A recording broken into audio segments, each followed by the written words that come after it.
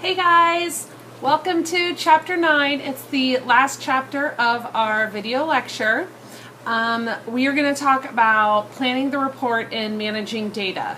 And then this will follow up to actually writing the report, which you'll hear about in Chapter 10. So, report writing. If you've never had to write a report, consider yourself lucky. It is a valuable measure, though, in business communication setting.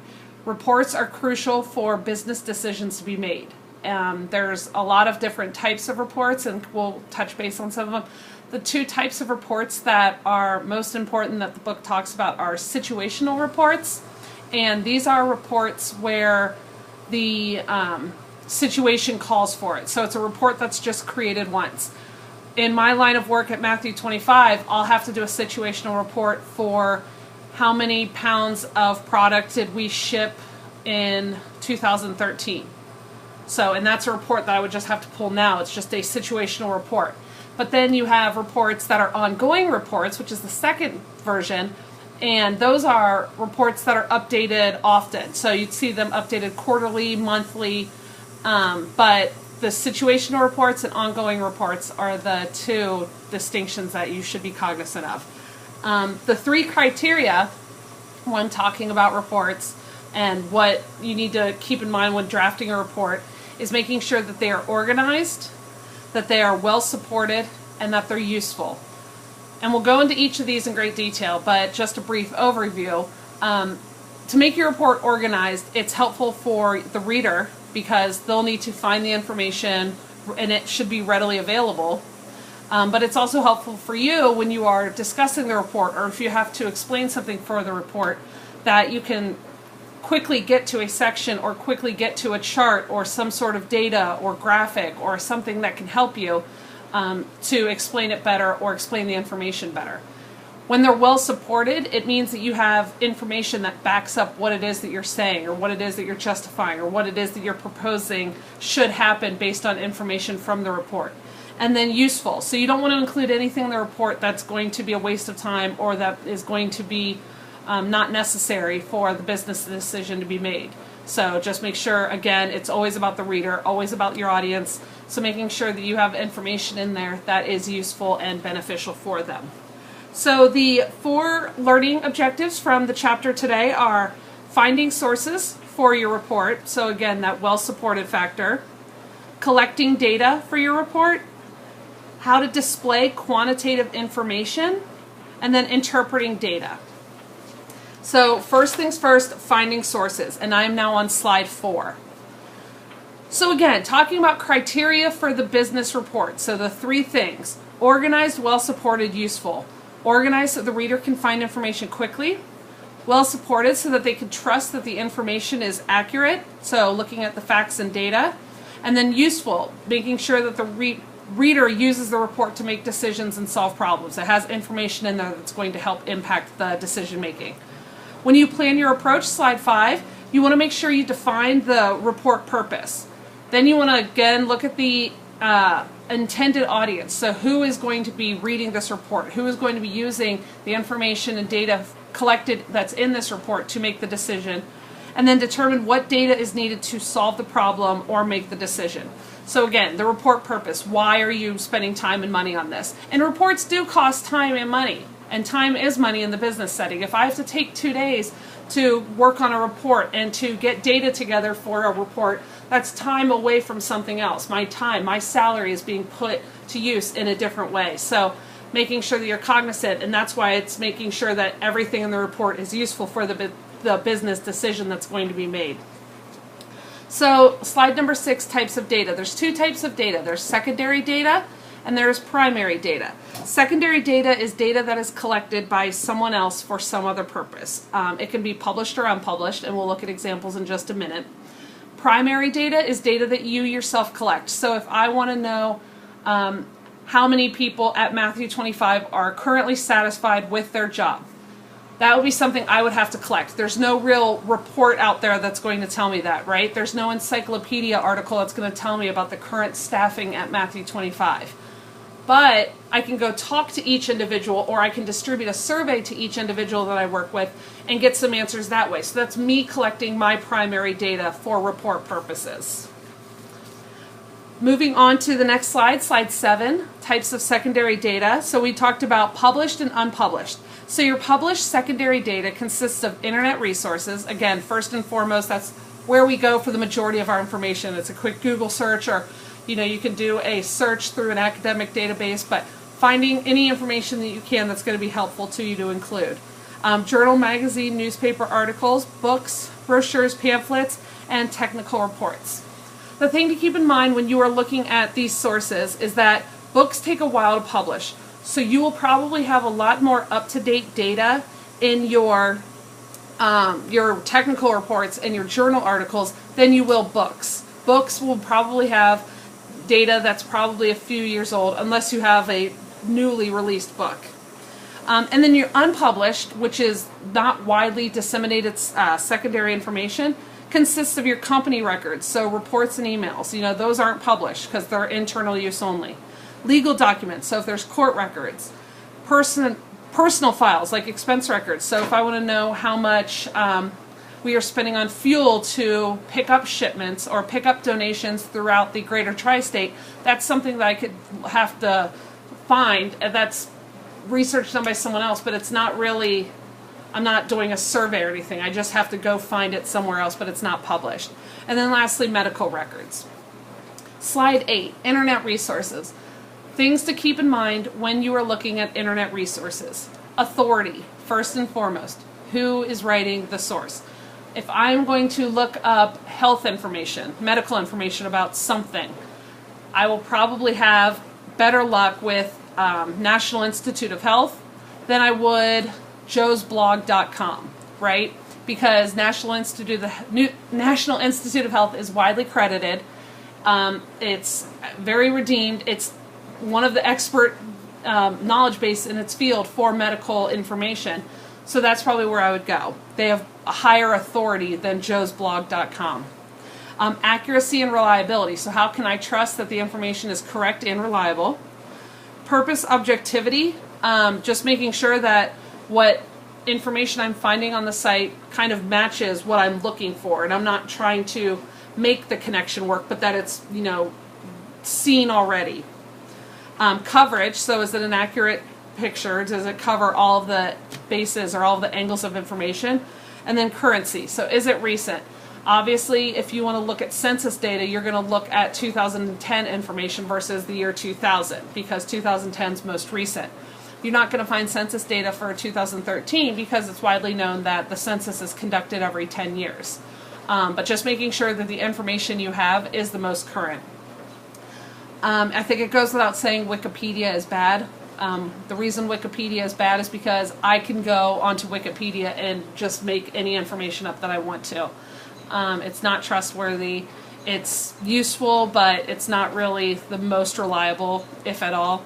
A helpful thing to do, though, is if you find a Wikipedia page about whatever topic it is, if you scroll down to the bottom, they have their references, and you can use those, which are usually more credible than Wikipedia, to help find or further your research database. The book talks about this example, I really like this, about this sports journalist. His name's Mike Wise, and he tweeted something that was incorrect and inaccurate about the Steelers, and it picked up and was retweeted like wildfire. I mean, it spread throughout the internets everywhere, and he ended up getting punished because it wasn't a true fact, but it was a test of his to show that people don't check facts anymore. People don't spend time researching and double checking things. If they see something, they retweet it, and then all of a sudden it's retweeted by someone else and someone else and someone else. So while he was punished for his act, it was just one of those things that proved true, that he knew all along that the fact wasn't true, but he just wanted to prove a point anyways. Slide number 9, looking at research studies. So we've talked about research studies, technical papers, journal articles. Things you want to ask yourself is, what was the purpose of the study? So if the purpose of the study is kind of aligned with what the purpose is of your report, then I would suggest giving it a read, or at least read the abstract to see if there's information that you can take from there to include in your report itself. How was the data collected? They'll always tell you how they've collected the data, so making sure that it was ethical and that it was collected in a proper way. How was the data analyzed? So how did they take their data and analyze it to get to the argument or get to the answer or to prove the theory from the hypothesis? How consistent is the data with that from other studies? So are there other studies that looked at this same topic and they were consistent in their findings, or is one just kind of off the beaten path that really doesn't make sense? That's probably one you'd want to shy away from. And then again, how old is the data? It always comes down to currency. If you can have something that's relatively newer, then you would want to stick with that. Moving on to collecting data. How do you collect data? On to slide 11. Questionnaires are the most popular used method to collect data. And we all know what a questionnaire is. It's just sending out questions that you've formatted and you are asking in hopes to get answers from your target audience. Things that are good about questionnaires, because it's anonymous. If someone mails me a questionnaire, they don't know me. I'm just a person at an address that happens to fall within the target demographic that they're looking for. So it works out. I'm not answering questions to my best friend or to my parents or to another professor in the department. It's just an anonymous factor, which increases validity. It makes me want to feel like I can be more honest because you don't know who I am. It's not going to get tracked back to me. No one can bias it. So once the answers go in and once I send it back, it goes back to being calculated. So no one can really bias the information. I can answer if I get mailed a questionnaire, I can answer when it's convenient. I don't have to, stop my dinner and sit and answer the questionnaire. I can answer it when I have moments that are free. The downside of questionnaires, low response rate. How many times have you been mailed something, or how many times has someone called you? Then you hang up or you throw it away, or it's spam and it goes into your spam folder and email. So those are one of the things that kind of hinders you when you send a questionnaire. When do you use a questionnaire? And this is actually on the slide. If you can have the information be provided easily and quickly. So if it's something that's going to take a long time to explain, it's probably not the best time to use a questionnaire. If the target audience is homogeneous, so if it's a target audience that has kind of like characteristics that you can get the information to quickly, then by all means you want to use a questionnaire. And then again, when sufficient time is available. So you got to keep in mind the low response rate. If you give yourself a week, you don't want to hinder yourself, because then if you send out 100, you might get 20 back, and that's not going to be enough data for you to move on to further your study or further your report. How do you construct the questionnaire? By focusing on content, organization, and format. So making sure that every question you ask is necessary. That's the content part. You don't want to ask questions that are a waste of time or not going to be beneficial to you for writing the report. Organizing it, and we'll go into these in greater detail, but organizing your questions in a logical format. And then format itself. You want to format the questions in a specific way that's going to be beneficial to you. So questionnaire content. Let's look at the next slide, which is slide 13. Ask for information that's not available elsewhere. If the information is available elsewhere, then go elsewhere to find it. It's as simple as that. You don't want someone to feel like they're wasting their time telling you something because you're just too lazy to go do it yourself. Have a purpose for each question. So make sure that the reason you're asking the question is going to be beneficial to you in the future for your report. Use precise wording. You want to make sure you're clear.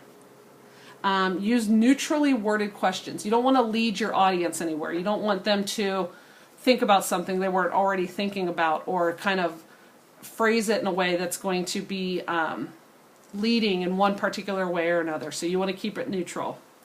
Ensure that the response choices are exhaustive and mutually exclusive. So again, making sure that the options are there that a reader could choose. You don't want to limit the options and all of a sudden make them feel like they're tunneled in and that they have to choose one of the options listed and there's not like a out for them. Be careful about sensitive questions, and then pilot test your questionnaire. Once you've created your questionnaire, send it out to 10 people first. Make sure it reads well. Make sure it's formatted properly. Make sure the directions are clear, so that way you don't mass send it out to the thousands of people and you've got thousands of people that have an issue with it or that feel confused or feel like they can't move on. So let's take a look at some examples of what's wrong with some potential survey questions. Number one, what is your age, with the blank space there? The reason that there's a problem with that question is because that is a very sensitive topic. A lot of people don't like answering questions about their age. So a way that you could ask this question is saying, what is your age? And then having like those ranges. So are you 18 to 24, 25 to 32, 33 to 41, 42 to... So that way people don't have to specifically say, oh, I'm 30 years old, but they can say, I'm between 20 and 32. Number two, which of the following is most important to you when selecting housing? Location, proximity to school, price, size, number of rooms. So again, making sure that you have the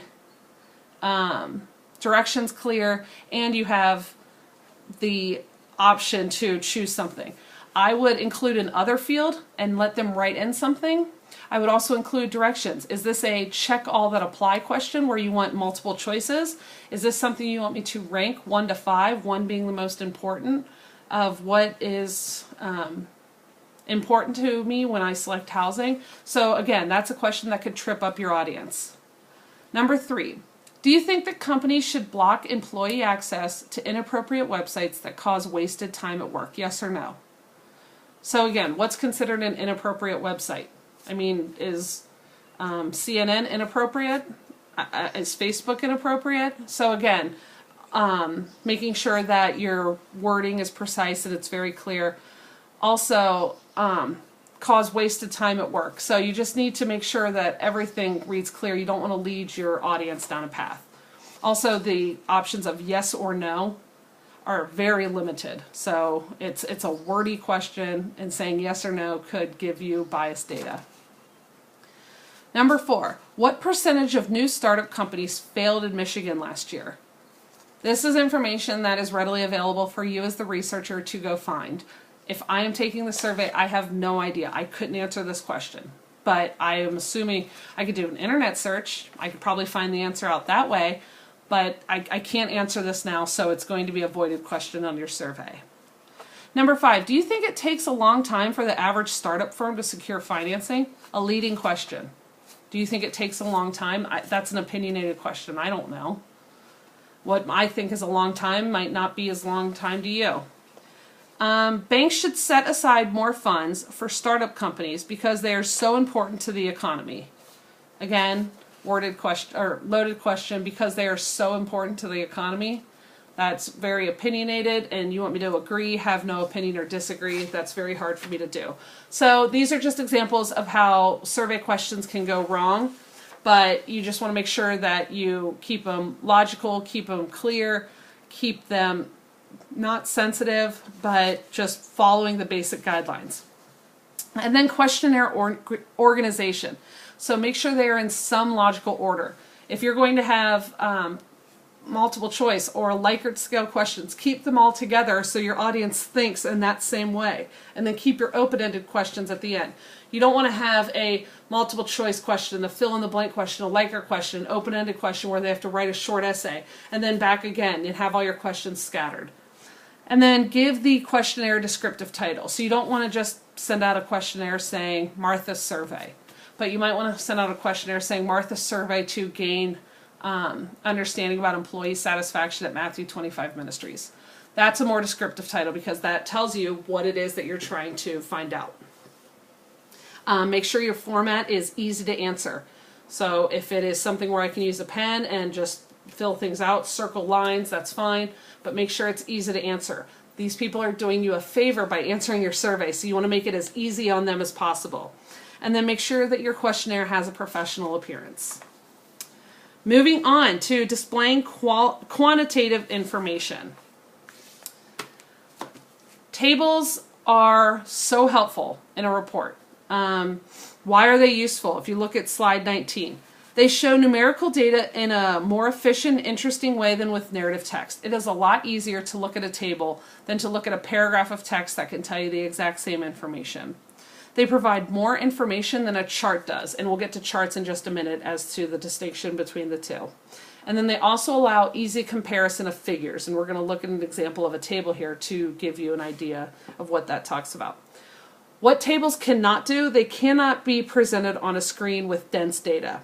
They cannot show trends as obviously as a chart does, and they cannot capture the attention as well as a chart does. Remember, we talked about when you're creating your PowerPoint slides that don't use text when a graphic will do. Like a chart is a graphic, so that's going to be beneficial to you as the reader or as the person putting the report together to remember that, because if you can have a chart and something that just breaks up the text and the monotony of all the words and numbers on the page, do so. How to format a table. So look at the next slide. This slide has multiple features on it that show how a table can be successful in organizing and explaining your data. So starting at the top left, you see of the slide, you see table number. So it's table number 3. In your report, you're probably going to reference, as you note in table number 3, blah, blah, blah, blah, blah. So with it being referenced as table number 3, you need some sort of modifier or identifier to show that this report or this table is table number 3. Then there's a title. So Hasco employment levels. Simple as that. You're probably going to look at employment levels of Hasco organization. And then a subtitle, as of December 10th, 2013. Very simple enough. These are employment levels that are December 10th, 2013. Then you see that they have the employee type. So they've broken it down into 4 different groups. Full-time non-exempt, full-time exempt, temporary employees, and other. The bottom left, you see footnote optional, so that other field includes all special project and work for hire employees. Then you see a total of each. So they have a total of 584 employees. Among those 584, they are broken down in between the 4 groups. Then they've taken it one step farther and gone by department. So you can see admin, production, and sales. So, and see how that number breaks up amongst each division of employee type as well as each department. And then you can see an annual change. And you see all of these have column headings, and you see that all of this information comes from a source, which they have labeled as well, the Madison County Facts 2011. So they're citing their source. Again, crucial. If you use other people's work to support your work or your report, you need to make sure you cite it. So you see that the data is arranged in an orderly fashion into its columns so that the information is very easy to read, very easy to get kind of a picture of this, this employment type. So looking at this quickly, you can just tell full-time non-exempt is the biggest department or biggest employment type. You can also tell that production full-time non-exempt is the biggest work group that they have. The smallest work group would be production, the other total in production, because they have 0 employees. The next would be admin, temporary admins, because they go up to 4. So just information that's easy. Can you say all of this in a paragraph with text? Yes, you can. But it is a lot easier to use a table to say the exact same thing. It provides more information than a chart because you can look and break out all the data and cross-tabulate it, but it's just more helpful than putting it in text. The other thing about a table is you need to make this simple enough that a reader has to be able to read this on their own. So I didn't put this table together. I borrowed this as an example.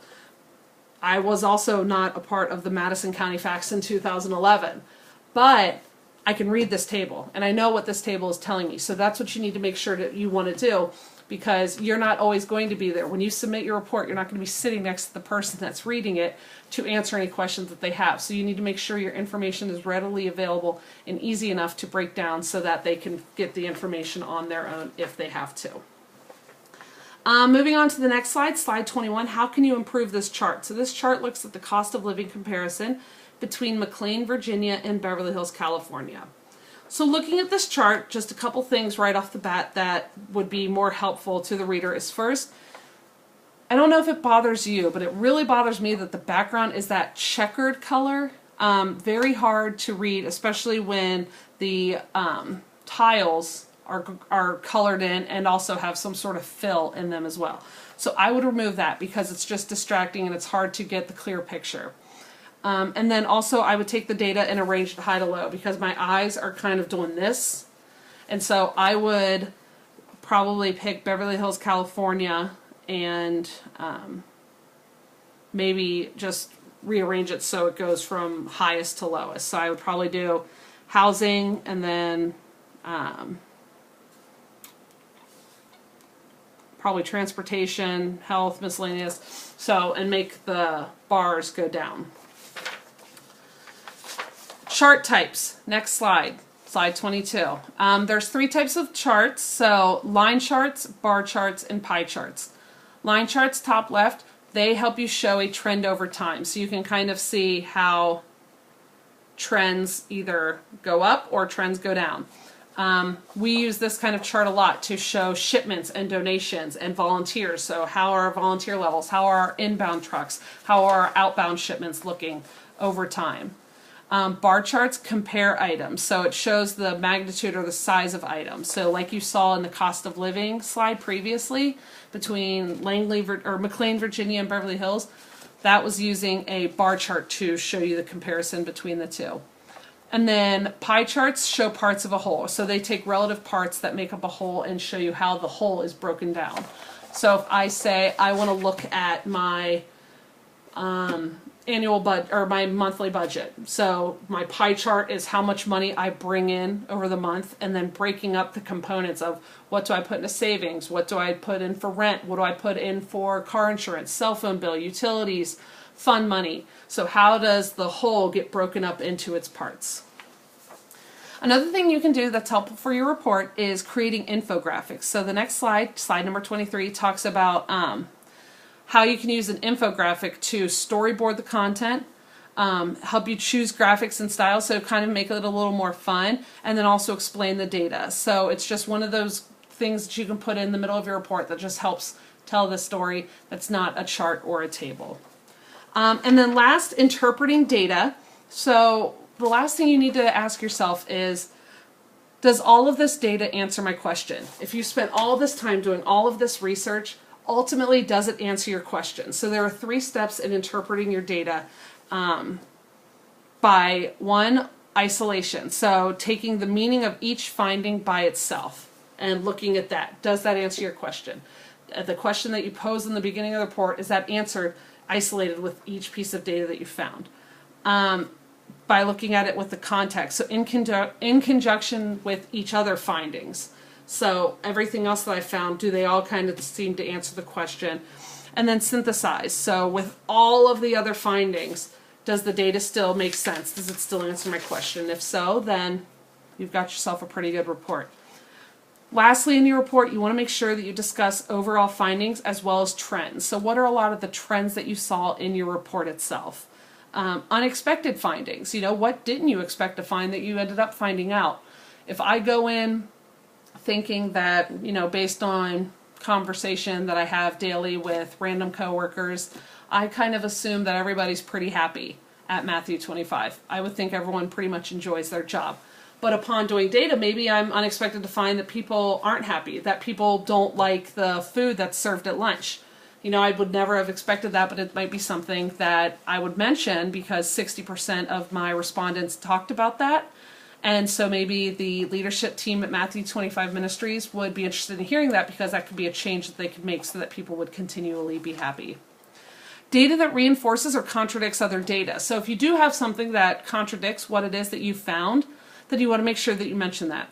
You want to talk about extreme values. So if you have your line chart and everything kind of seems to go, you know, doesn't really fluctuate that much, but then you see one spike in the middle of your line chart, what is it? You know, if Matthew 25, if we're looking at donations that come in and we have this spike, is it in December? Because maybe that's a spike because donations went up because it's during the Christmas time and people are more giving at the end of the year. So things that you want to reference. And then last but not least, data that raises questions. So what's something that made you further think or make you want to extend your thinking into other questions that you didn't already ask? Data that raise questions that make you want to continue to do more data or have a follow-up report or an addendum to your report because it wasn't something you considered, but it just was brought to the attention in the middle of your research. So that is Chapter 9. We will go on to chapter 10, which is writing the report, and we'll talk about that later on. If you have any questions, send me an email, but hopefully you enjoyed the video. Have a good night. Bye, guys.